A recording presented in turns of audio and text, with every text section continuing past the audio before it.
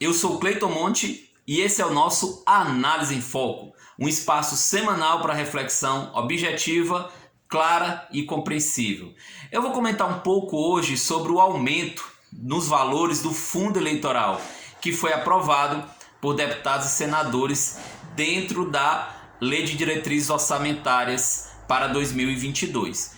É importante primeiro explicar o que é o fundo eleitoral, né? A que se destina. O fundo eleitoral foi uma forma que lideranças partidárias encontraram para compensar partidos e candidatos pelo fim do financiamento empresarial, né? Então se criou esse fundo eleitoral que, somado ao fundo partidário, é uma alocação de recurso público para custear campanhas, gastos de partidos e por aí vai, né? O que chamou a atenção da população? O acréscimo, o valor exorbitante do fundo eleitoral.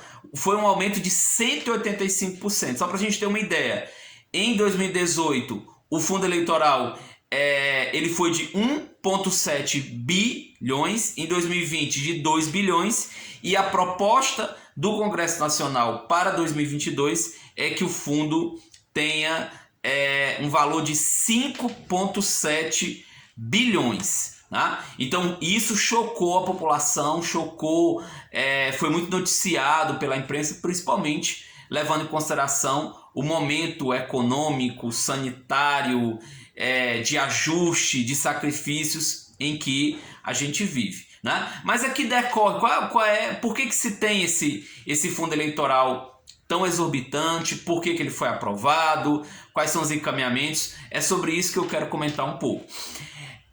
É interessante saber quais serão os partidos, caso esse valor realmente seja sancionado pelo presidente, quais são os partidos que mais vão se beneficiar desse fundo. Vamos lá. PSL, lembrando que o fundo eleitoral ele tem uma distribuição conforme a representação dos partidos na Câmara dos Deputados.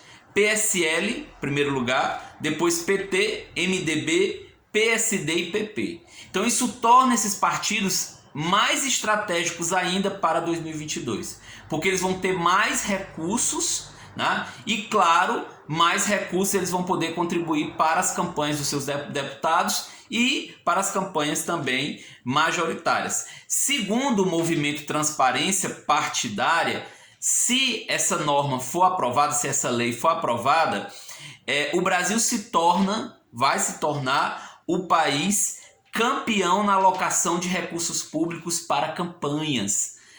Foi feita uma pesquisa com 25 países e o Brasil, caso essa lei de 5,7 bilhões seja aprovada, o Brasil se torna um campeão em repasses de recursos públicos para partidos, né? Mas e aí é importante a gente saber por que nós temos esses valores. É importante ir além do que está sendo noticiado pela imprensa. Mesmo com o fim das contribuições empresariais, as campanhas brasileiras continuam muito caras, né? O que vários deputados, vários partidos, lembrando que esses valores eles são seguidos, eles foram aprovados por parlamentares de vários partidos, da direita à esquerda. Já vou falar quais foram os partidos que tiveram 100% de aprovação ou negação do fundo eleitoral. Mas em vários partidos, a maioria dos partidos, você tem deputados e senadores que apoiaram a medida. Mas a grande questão, por que nós temos campanhas tão caras? Né? Por que as campanhas brasileiras estão entre as mais caras do mundo? Por uma questão fundamental, porque os nossos partidos eles são frágeis socialmente, não há identidade com a população, fora a crise política que a gente vive desde 2014, que distancia a população dos grandes debates, distancia a população de uma visão de democracia, de uma esfera pública e torna o voto mais caro, né? Os parlamentares vão alegar que o custo da campanha se elevou devido à inflação, devido à crise, vão alegar questões de gráfica, questões de empresas de publicidade.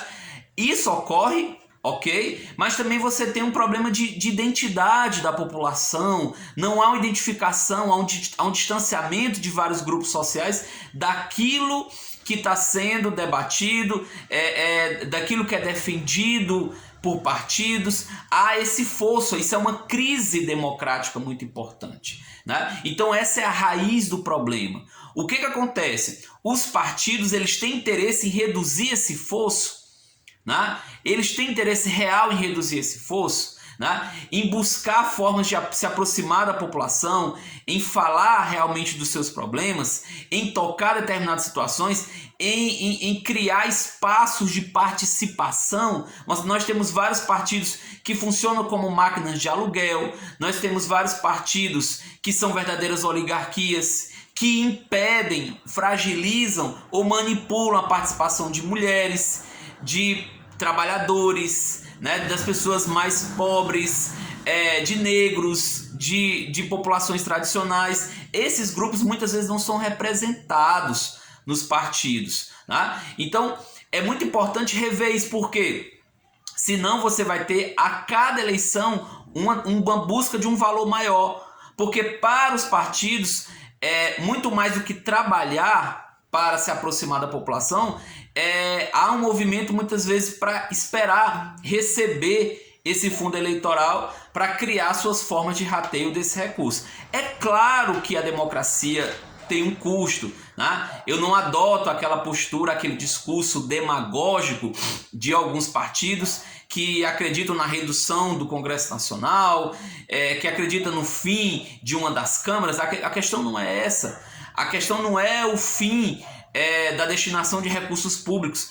É que eu acredito que não se toca, quando você fala nesses problemas, como na LDO, você não toca na raiz do problema, que é uma identificação de partidos, de candidatos com eleitores. Então as eleições vão ficando mais caras, porque o voto vai ficando mais caro, porque o eleitor deixa de acreditar no seu processo eleitoral, principalmente numa situação de crise em que a gente vive.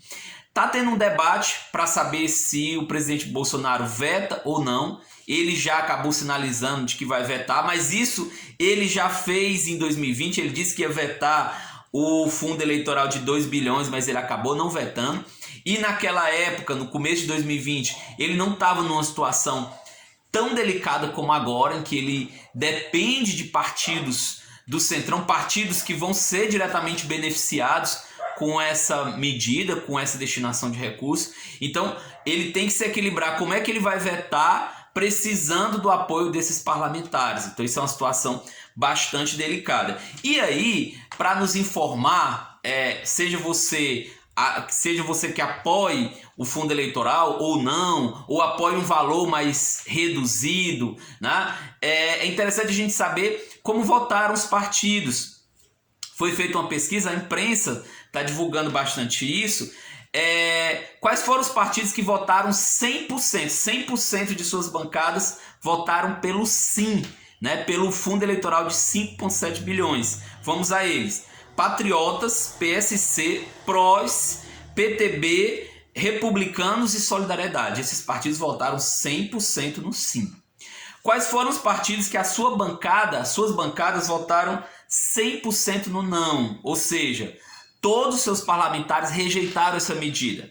PT, PSOL, Rede, Novo, PCdoB e PV. Né? Esses aqui são dados públicos que você pode ter acesso facilmente e que vai dar mais ou menos uma ideia de como esses partidos eles se posicionam. Então, fundo eleitoral é muito importante, porque diz respeito sobre o financiamento, qual o tamanho, qual o peso do partido nas eleições do ano que vem, mas também revela um problema gravíssimo que nós temos e que a gente tem que debater sobre isso, ok? Esse foi o nosso Análise em Foco de hoje. Até a próxima. Grande abraço.